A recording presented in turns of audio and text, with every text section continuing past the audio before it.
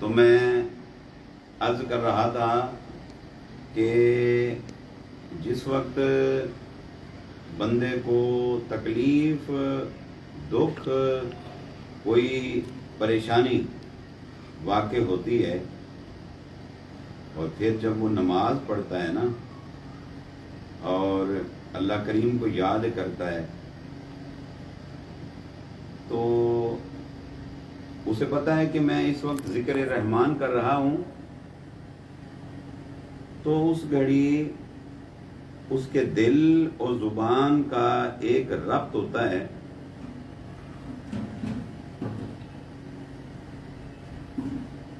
وہ چونکہ کرب کا، تکلیف کا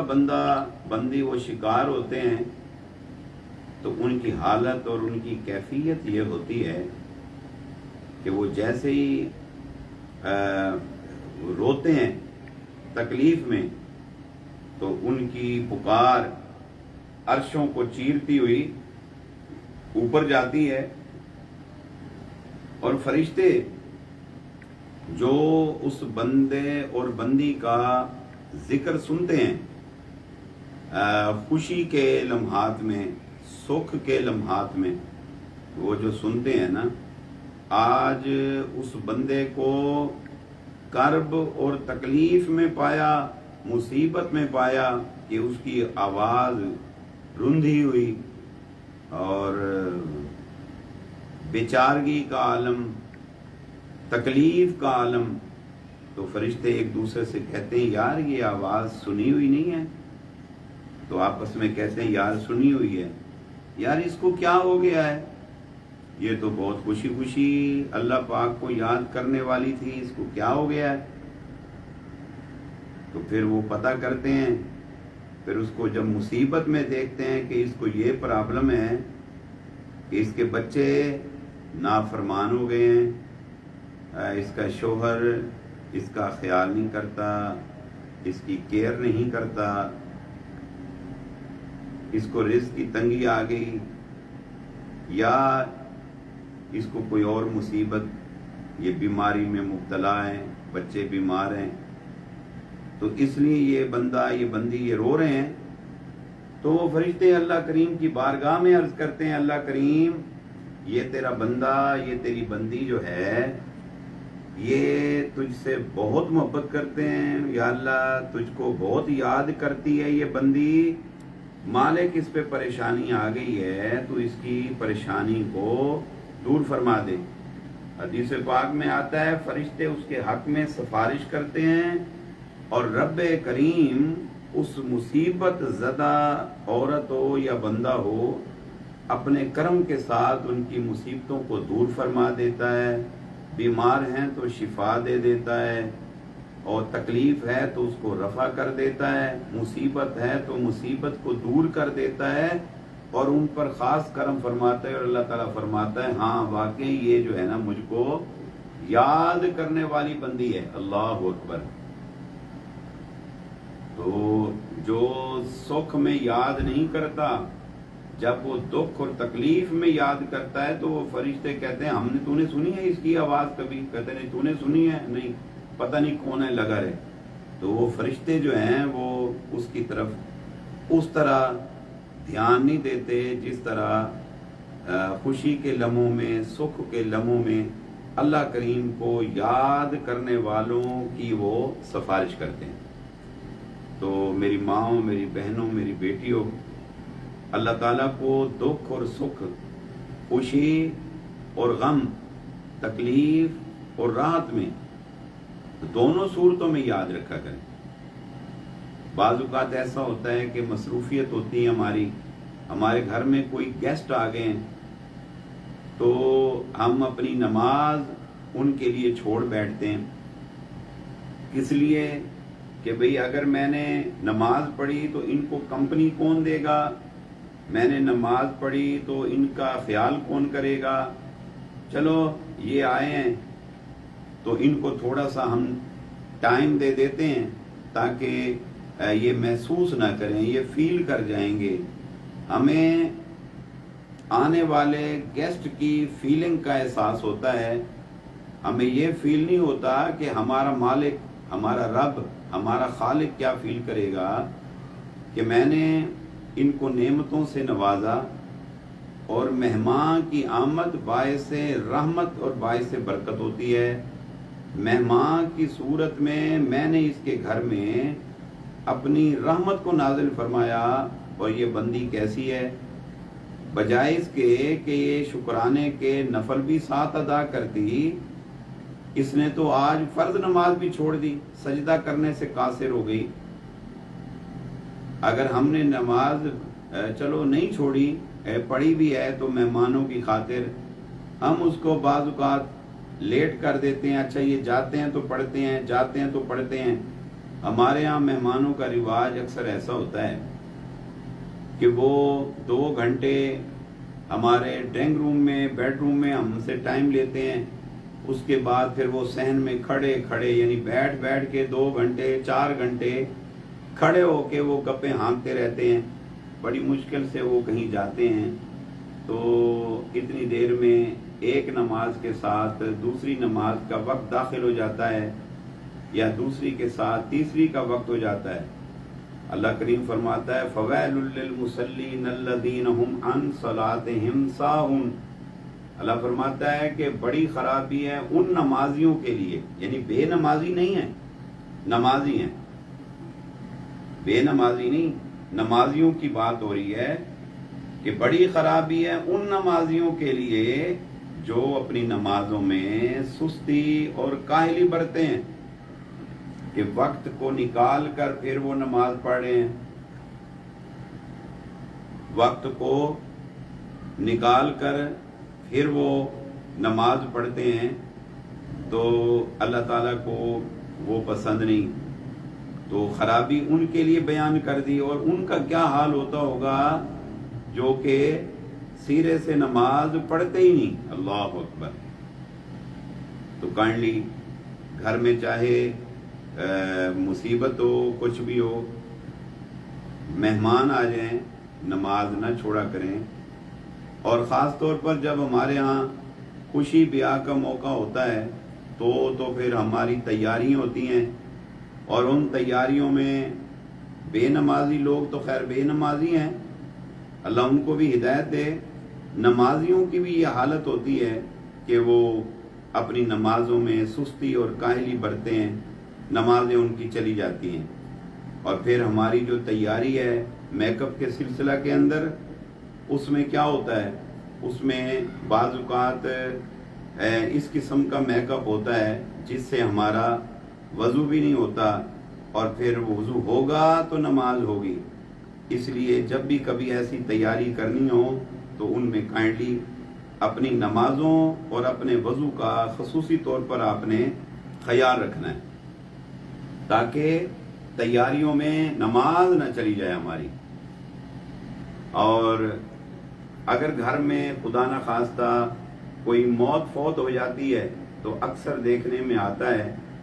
تو ان چکروں کے اندر بھی لوگ نمازیں چھوڑ بیٹھتے ہیں۔ تو اللہ فرماتا ہے مجھے دکھ اور سکھ میں، خوشی اور غم میں مجھ کو یاد کرو اور میری مدد مانگو۔ فرمایا میری بارگاہ میں التجا کرو، ایاک نعبد و ایاک نستعین، اے اللہ میں تیری عبادت کرتی ہوں، میں تجھ سے مدد مانگتی ہوں، میری مدد فرما۔ تو جب بندہ یا بندی اللہ کریم کی بارگاہ میں التجا کرتے ہیں کہ میں تو تیری ہی بندگی کرتی ہوں اور تجھ سے مدد کی طلبگار ہوں، تو رب العزت اپنا خاص کرم فرماتا ہے،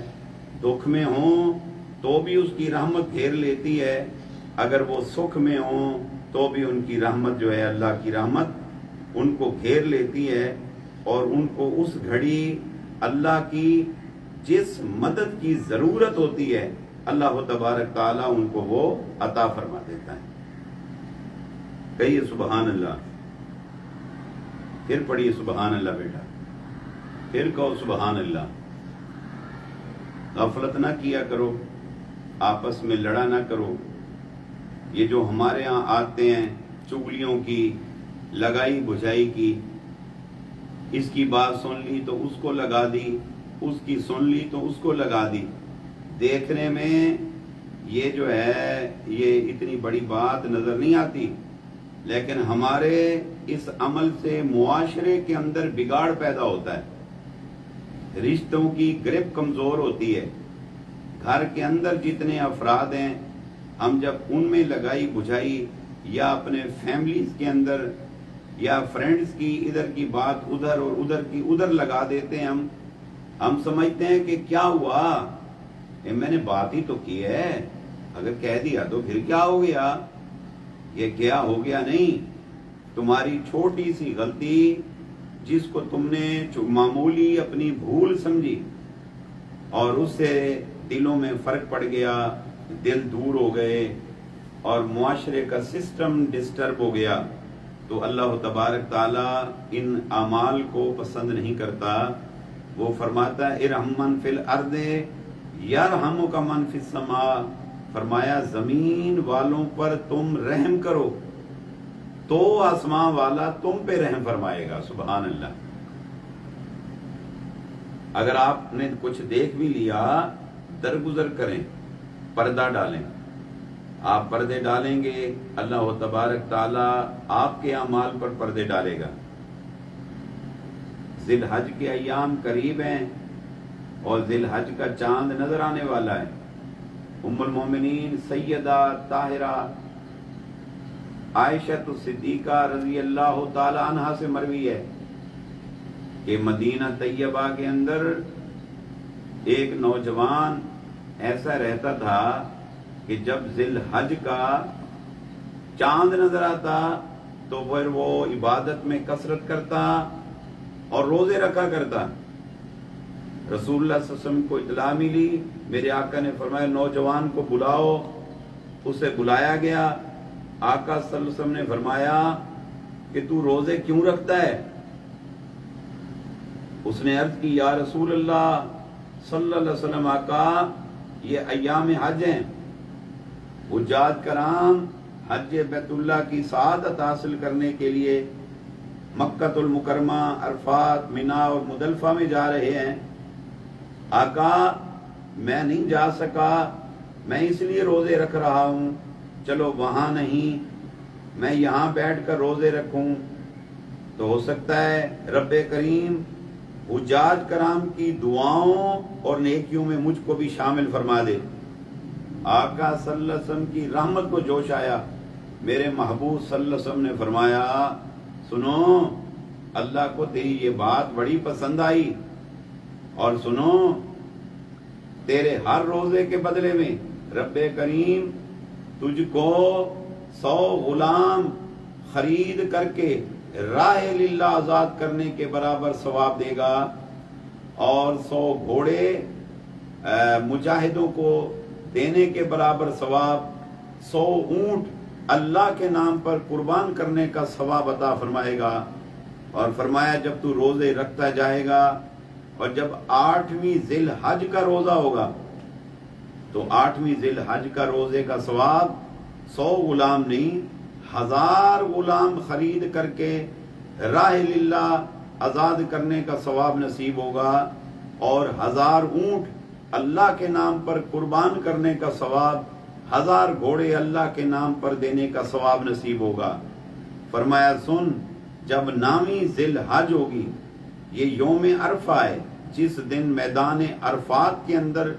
حجاج کرام اکٹھے ہوتے ہیں اور حج بیت اللہ کی سعادت حاصل کرتے ہیں. آقا دو جہاں صلی اللہ علیہ وسلم نے فرمایا کہ اس دن یہ ثواب ڈبل ہو جائے گا، 1000 نہیں، فرمایا 9ویں ذی الحج کا روزے کا ثواب 2000 غلام راہ للہ آزاد کرنے کے برابر ثواب، 2000 اونٹ اللہ کے نام پر قربان کرنے کا ثواب، اور 2000 گھوڑے اللہ کے نام پر دینے کا ثواب نصیب ہوگا. اور رسول کونین صلی اللہ علیہ وسلم نے فرمایا، اور جو 10ویں ذی الحج کا دن ہے جس دن قربانی کی جاتی ہے، اور فرمایا قربانی کا دن بہت بڑا دن ہے. آقا صلی اللہ علیہ وسلم نے فرمایا اللہ کے نزدیک یہ جو 10 دن ہے نا، پہلی ذی الحج سے لے کر 10ویں ذی الحج تک یہ جو ایام ہیں آقا فرماتے ہیں یہ بہت خاص ایام ہیں، خاص ایام، اور فرمایا ان ایام کے برابر اللہ کے نزدیک کوئی ایام نہیں ہے۔ صحابی نے عرض کی یا رسول اللہ صلی اللہ علیہ وسلم کیا جہاد بھی نہیں؟ فرمایا نہیں، اگر ایسا ہو جائے مجاہد جہاد کرے، اس کا گھوڑا زخمی ہو جائے اور مجاہد خود شہید ہو جائے تو مرتبہ ہے، اور فرمایا تمام چیزوں سے افضل عبادت کا ثواب ان 10 دنوں کے اندر ہے۔ تو اللہ تبارک تعالی ہم سب کو ان ایام کی قدر کی توفیق عطا فرمائے، کہو آمین۔ یہ دن آ رہے ہیں برکت والے، رحمت والے، عزت والے، بخشش والے ایام ہیں۔ میری ماؤں، میری بہنوں، میری بیٹیوں، کوشش کریں روزے رکھیں، اور روزہ دار کی کوئی دعا رد نہیں ہوتی۔ روزہ دار سو بھی رہا ہو تو حالت عبادت میں ہے۔ روزہ دار سارا دن جو روزہ رکھتا ہے اس کی حالت یہ ہے وہ اللہ کی رحمت کے قریب تر ہوتا ہے، وہ اللہ تعالیٰ سے جو مانگتا ہے اللہ کریم اس کو عطا فرماتا ہے۔ تو ان ایام کا خیال کریں۔ قربانی کا اگر جانور گھر میں آ گیا ہے تو ٹھیک ہے، اس کا خیال رکھیں، نہیں آیا آنا ہے، جب آ جائے تو خیال رکھیں، اور اگر کسی مجبوری کے تحت قربانی نہیں کر سکتے تو بھی اللہ تبارک تعالیٰ کی بارگاہ میں